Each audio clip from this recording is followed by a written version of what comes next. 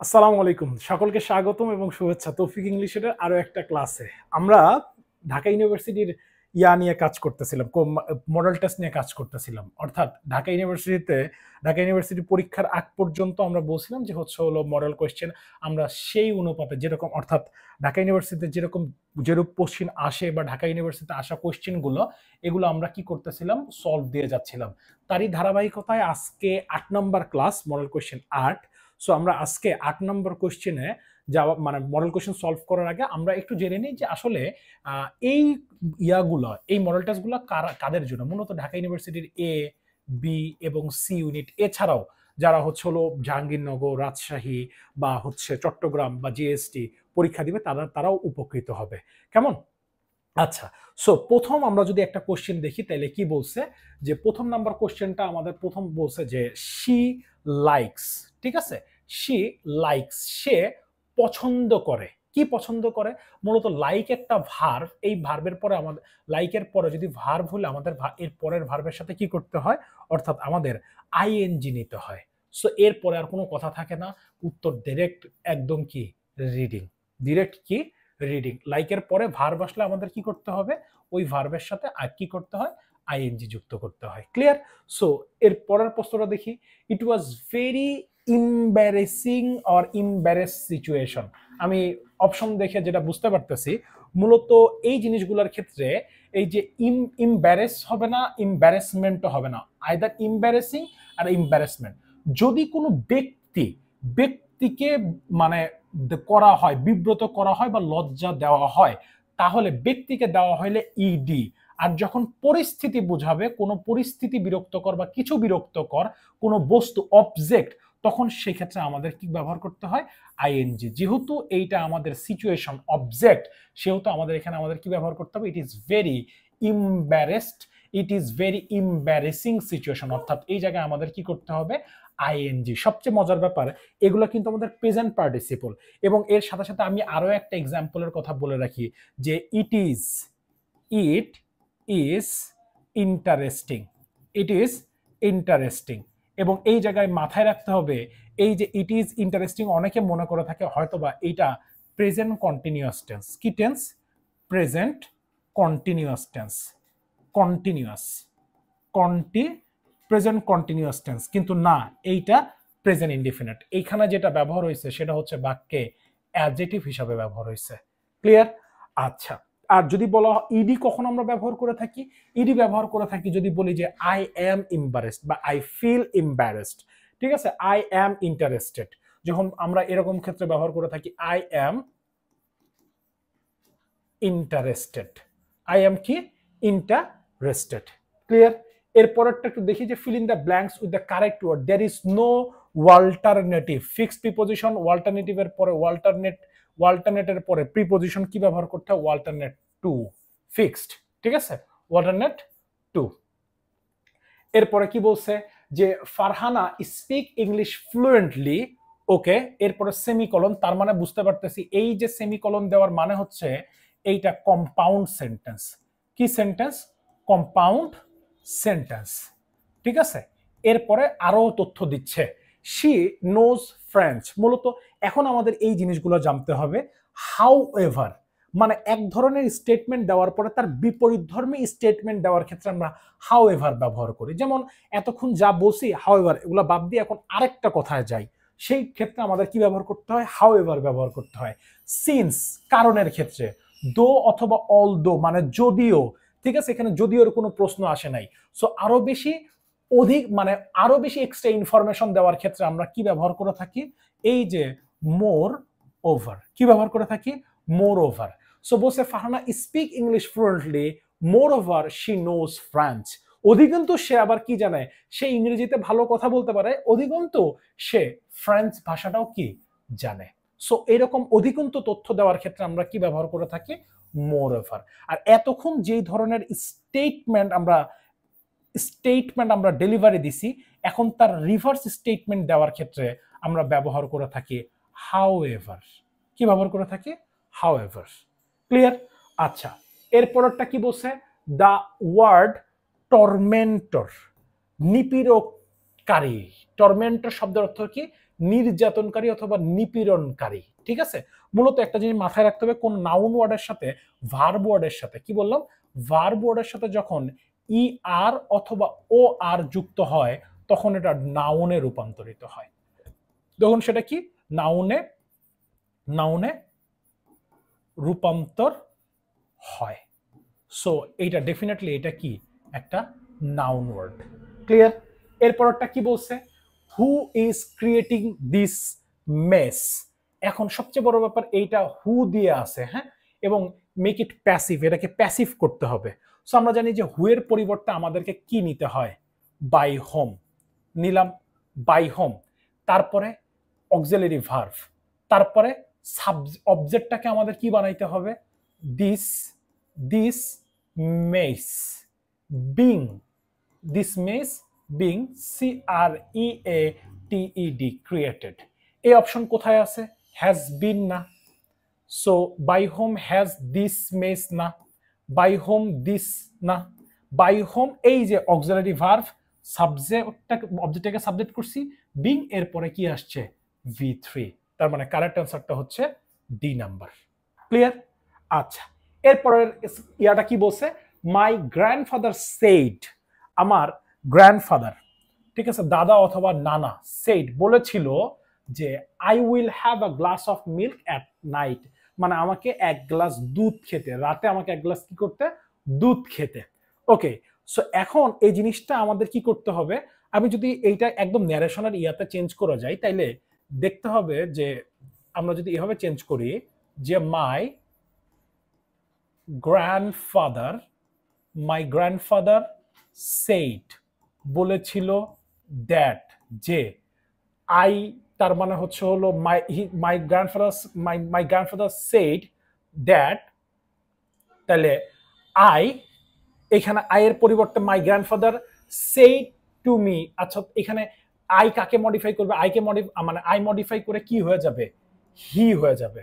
ঠিক আছে, মাই grandfather said, so he, এরপরে হি এর পরে আমাকে কি দেখতে হবে, হি উইল হ্যাভ আছে, তাহলে হি উইল হ্যাভ এর উইলের পরিবর্তে আমাদেরকে কি ব্যবহার করতে হবে, he would have a glass of water, glass of milk at কি নাইট। সো এরকম অপশন আমরা এখন কোথায় দেখতে পাচ্ছি, my grandfather said that, he personal change আসছে, হি উইলি আছে, তাইলে তো কোনো পরিবর্তন আসবে না। My grandfather told that, he can আসবে না, আমরা উইল পাইছি, উইলটাকে আমাদের কি বানাইতে হবে, মূলত উড বানাতে হবে। ঠিক আছে, so my grandfather said he would have a glass of milk at night. আবার কি বলছে এখানে, মাই গ্র্যান্ডফাদার সেইড, এখন মাইট তো আসতেছে না, উইলের পাস্ট ফর্ম হচ্ছে হলো উড, সো কারেক্ট অ্যান্সারটা কি সি নাম্বার।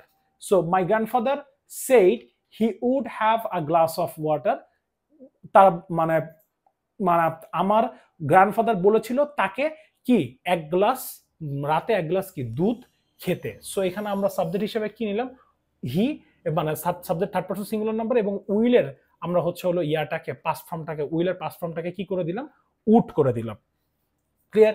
এরপরটা কি বলা আছে, এরপরটা একটু দেখে 8 নম্বর কোশ্চেনে বলা আছে, for a moment the girl stood speechless, তাইলে দ্য গার্ল স্টুড স্পিচলেস কখন হয়েছিল, সো মূলত এটা যখন আমাদের টাইম প্রকাশ করে থাকে, ঠিক আছে, ফর আ মোমেন্ট টাইম, ঠিক আছে, তখন আমরা এটাকে মূলত বলে থাকি যে অ্যাডভার্ব অফ টাইম। কিন্তু এইখানে যদি একটা শব্দ থাকতো তাইলে সেটাকে আমরা অ্যাডভার্ব হিসেবে গণনা করতে পারতাম, যেহেতু একের অধিক শব্দ আছে তাহলে আমাদের এটা কি অ্যাডভার্বিয়াল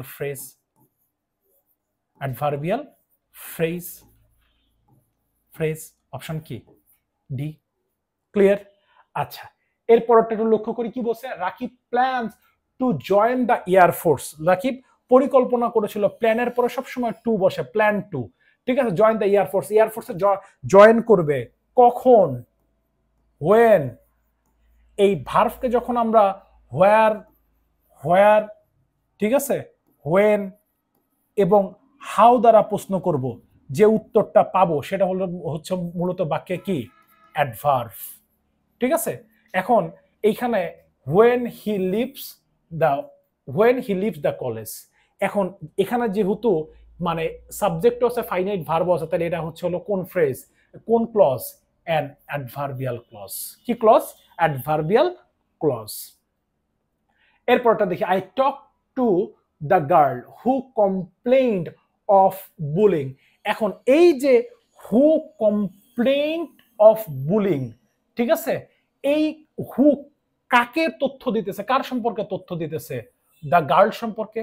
আমার দ্য গার্ল বাক্যে কি নাউন, আর নাউনকে মডিফাই কোয়ালিফাই করার ক্ষমতা কার আছে? নাউনকে কোয়ালিফাই করার ক্ষমতা আছে কার? অ্যাডজেক্টিভের। চোখ বন্ধ করে আমরা এটা কি দিব? An adjective clause. কি ক্লজ? An adjective clause. পরেরটা লক্ষ্য করি, ডু ইউ নো, তুমি কি জানো? কোন জায়গা থেকে কোশ্চেন আসছে? মূলত embedded question. Embedded question, embedded question, যে ডু ইউ নো, তুমি কি জানো? DU was found, when DU was founded. Okay, so আমরা জানি যে ইমবেডেড কোশ্চেনে ডাব্লিউএইচ ওয়ার্ড যখন বাক্যের ভেতরে চলে যায় তখন আমার স্বাভাবিক সেন্টেন্সের স্ট্রাকচার হয় সাবজেক্ট প্লাস ভার্ব প্লাস কি extension. Subject plus verb plus কি এক্সটেনশন। ওয়াজ আগে চলে আসছে না, হ্যাড আগে না, ডিউ ফাউন্ডেড, ডিউ নিজে নিজে ফাউন্ড হওয়ার ক্ষমতা নাই, তাইলে অ্যান্সারটা কি হোয়েন ডিউ ওয়াজ ফাউন্ডেড। কেন ওয়াজ ফাউন্ডেড করা হইলো? কারণ কেউ না কেউ প্রতিষ্ঠিত করছে। এই যে যে প্রতিষ্ঠিত করছে এর জন্য আমাদেরকে কি ব্যবহার করতে হয়েছে, অর্থাৎ এইটা প্যাসিভ ভয়েসে আছে। কি আছে? Passive voice. কোন ভয়েসে আছে? প্যাসিভ ভয়েসে আছে। 12 নম্বর প্রশ্ন কি বলছে যে which of the following sentence is correct. Correct সেন্টেন্সটা আমাদেরকে বাছাই করতে বলছে। এখন এই জায়গাটায় বলছে হিয়ারিং দ্য গুড নিউজ। এখন এরকম সেন্টেন্সে আমরা জানি যে হিয়ারিংকে প্রশ্ন করতে হবে যে কে শুনেছিল, অথবা কি শুনেছিল, বা কাকে শুনেছিল। ঠিক আছে, তো এখানে কে দ্বারা প্রশ্ন করতে হবে, তাহলে কে শুনেছিল, তাহলে অ্যান্সার কি আই ওয়াজ হ্যাপি, অর্থাৎ আই এর কি এই হিয়ারিং করার ক্ষমতা আছে, তাহলে অ্যান্সার কি এ নাম্বার। এরপরের গুলো দেখি যে hearing the good news, happiness তো আর কখনো হিয়ার করতে পারে না। Hearing the good news happy I was, inversion করার কোনো কারণ নাই, general statement. Hearing the good news, mind তো কখনো সাবজেক্ট হিসেবে বসে না। ক্লিয়ার? কোনো কনফিউশন আছে? না। Identify the type of sentence, অর্থাৎ এইটা কোন sentence, the type of sentence, এটা কোন ধরনের সেন্টেন্স, এটা আমাদেরকে কি করতে হবে? আইডেন্টিফাই করতে হবে। মূলত সো এখানে কি, সো বাক্যে হচ্ছে হলো এখানে অ্যাডভার্ব হিসেবে বসছে। এরপর বলছে লেট ফ্রিডম রিং ফ্রম, কোথায়? Prodigious hill tops of New Hampshire. So এই আমরা জানি যে লেট দ্বারা যখন কোনো সেন্টেন্স শুরু হয়, সেন্টেন্স শুরু হলে তখন আমরা সেটাকে কি বলি? সেটা হচ্ছে ইম্পারেটিভ সেন্টেন্স। কি sentence? Imperative sentence. Imperative sentence. So এইখানে ডিক্লিয়ারেটিভ অ্যাসারেটিভের আরেকটা নাম, কম্পাউন্ড না, কমপ্লেক্স না, তাহলে আছে কি ইম্পারেটিভ। ক্লিয়ার? 14 নম্বর কি বলছে? Poetry is every language celebrate beauty and truth. ঠিক আছে, poetry in every language celebrates, উদযাপন করে বিউটি এবং বিউটি অ্যান্ড ট্রুথ, মানে সৌন্দর্য এবং সত্যতা। এরপরে এইখানে আমি দেখতে পাচ্ছি so does art, so as why. এই মূলত এটা কোশ্চেন করছে হচ্ছিল অ্যাফার্মেটিভ এবং নেগেটিভ এগ্রিমেন্ট থেকে। কোথায়? Affirmative and negative, affirmative and negative কি এগ্রিমেন্ট। এই অ্যাফার্মেটিভ এবং নেগেটিভ এগ্রিমেন্টের ক্ষেত্রে আমরা যখন সো ব্যবহার করি তখন অক্সিলারি ভার্ব আসবে এবং সাবজেক্ট আসবে, এবং এই অক্সিলারি ভার্ব যে আসবে এইটা এই পূর্ববর্তী সেন্টেন্সের ভার্বকে, এইটা যেহেতু প্রেজেন্ট ইনডিফিনিটে আছে তাহলে এটার ক্ষেত্রে হয় ডু নয়তো ডাজ। এখন এই ডু অথবা ডাজ নিয়ে আসবো কার উপর ভিত্তি করে? এই যে সাবজেক্টটা আছে এটা যেহেতু সিঙ্গুলার, যদি সিঙ্গুলার হয় তাহলে ডাজ, এরা যদি প্লুরাল হয় তাহলে হবে কি ডু। এখানে আর্ট যেহেতু সিঙ্গুলারে আছে এই জন্য প্রথম অ্যান্সারটা কি হচ্ছে সো ডাজ আর্ট। ক্লিয়ার? আচ্ছা, এরপরে বলছে দ্য অ্যাক্সিডেন্ট নট অনলি এবং বাট অলসো, এই দুইটা জিনিস আমাদের মাথায় রাখতে, নট অনলির পরেও, নট অনলি বা বাট অলসো পরে একই জিনিস। এখন একটা জিনিস মাথায় রাখতে হবে যে নট অনলি ব্রেক ডিসলোকেট, এখন তার ব্রেক এবং ডিসলোকেট মানে কি এটা সবসময় ঘটে, এটা চলমান ঘটনা না, ঠিক আছে? সো এটা চলমান ঘটনা না, এটা ঘটে গেছে অলরেডি। ব্রোক আর এখানে কি বলছে dislocated. The accident not only broke, শুধুমাত্র ভাঙে নাই his leg but also dislocated his Joints. ঠিক আছে, এরপরটা ব্রোড ডিসলোকেটিং না, নট অনলির পরেও যা, আর এখানে শুধু শুধু আমি ভার্বের সাথে কি করতে পারবো না, আইএনজি ব্যবহার করতে পারবো না। 15 পর একটা 16 নাম্বার আছে। আচ্ছা, বোনাস, যারা এতক্ষণ ক্লাস করছে তাদের জন্য এখন বোনাস। বোনাসটা কি? আইডেন্টিফাই দ্য ইরোর, সেন্টেন্সের মধ্যে ভুল কোথায় আছে বলছে সাম ইন্টারন্যাশনাল স্টুডেন্টস, হ্যাঁ আন্তর্জাতিক কিছু শিক্ষার্থীরা, আন্তর্জাতিক মানে কিছু শিক্ষার্থীরা তারা ইউজ করে কি ক্যাসেট রেকর্ডার ইউজ করে to make tapes of their class, তাদের ক্লাস রেকর্ড করতে, সো দ্যাট যাতে, ঠিক আছে, সো দ্যাট যাতে, যেহেতু এখানে কি আছে ইউজ, এখানে ইউজ আছে তাই জন্য আমরা সো দ্যাট এর পরে কি নিছি ক্যান নিছি। ওকে, ঠিক আছে, প্রেজেন্ট ফর্মে আছে। এরপরে কি বলা আছে রিপ্লে দেয়ার লেকচার এগেইন, এই যে মূলত এইখানে যেই ভুলটা আছে এটাকে আমরা বলি রিডান্ডেন্সি অর্থাৎ বাহুল্য দোষ। কি দোষ? বাহুল্য দোষ। ঠিক আছে, সো এই এগেইনটা ব্যবহার করার আর দরকার নাই, কারণ অলরেডি আমরা বলছি রিপ্লে। কি বলা আছে? রিপ্লে। তাহলে অ্যান্সার কোথায়? অ্যান্সার হচ্ছে 4-এ। সো এগুলাকে বলা হয়ে থাকে পিন পয়েন্ট ইরর। এগুলো নিয়ে আমাদের ক্লাস থাকবে ইনশাল্লাহ, ঠিক আছে, ক্লাস থাকবে, টেনশনের কোনো কারণ নাই। সো যাদের এরকম টপিক্সের সমস্যা আছে আগে গ্রামারের এই টপিকসগুলো ক্লিয়ার হইতে হবে, দেন তারপরে এই পিন পয়েন্ট ইররগুলো আরো বেশি সুবিধা হবে সলভ করতে, কেমন? সো এরপরে থ্যাংক ইউ সো মাচ। আজকের ক্লাস এই পর্যন্তই, আমরা মডেল কোশ্চেন 8 শেষ করলাম। দেখা হচ্ছে নবম নাম্বার ক্লাসে, ঠিক আছে? তোমাদের কারো কিছু জানার থাকলে বা কোনো টপিক্সে কোনো সমস্যা থাকলে আমাদের কমেন্ট বক্সে জানিও। ভালো থাকো, সুস্থ থাকো, আসসালামু আলাইকুম।